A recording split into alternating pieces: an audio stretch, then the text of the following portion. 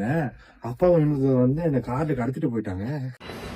என்னைக்குமே குட்டி கதை தளபதி விஜய் சொல்லிதான் நம்ம கேட்டிருக்கோம். ஆனா இன்னைக்கு குட்டி கதை வந்து தளபதி விஜயோட மகன் ஜோசன் விஜய் சொல்றாரு.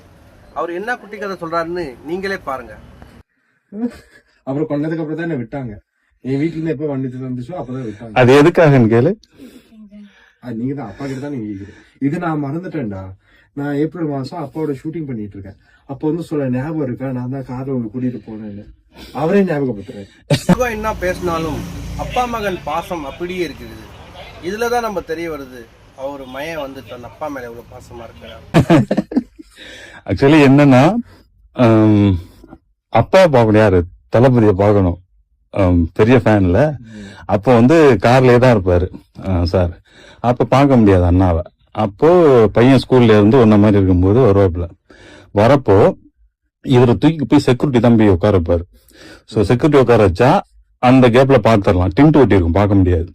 ஸோ அப்ப என்ன பண்ண, செக்யூரிட்டி தள்ளிட்டு நான் தம்பியை தூக்கி தோல்ல போட்டுட்டு ஓடுவேன். அப்ப அவர் அப்படியே பிடிச்சி விடுங்க விடுங்கன்னு கத்துவாரு, பேக் எல்லாம் பிடிச்சி எறிவாரு. தூக்கி போட்டு கார்ல உட்கார வச்சு. எனக்கு தெரியாது, யாரோ வந்து தூக்கிட்டு போட எனக்கு பயம் வருமா இல்ல, நீயே சொல்லு, பயம் வருமா? 6th படிச்சீங்க. அப்பனா 6th வயசு. ஆமா, அப்பதான் இதே ஏஜ் தான். ஆமா, அப்ப அப்படியே டோர் ஓபன் பண்ணி உட்கார வச்சுட்டு, உன்னை யாராவது இந்த மாதிரி தூக்கிட்டு போனா நீங்க அழுவீங்களா இல்ல கத்துவீங்களா இல்ல? அத அப்பா கிட்ட சொல்லு. அது என்னது, கிட்னாப்பிங். சோ இப்போ வந்து எனக்கு வந்து தம்பி படத்துல நடிக்கிறதுக்கு எனக்கு ஒரு வாய்ப்பு கிடைச்சிருக்கு இல்ல, என்ன நினைக்கிற? தேங்க்ஸ் சொல்லு. எனக்கு என்ன தேங்க்ஸ்?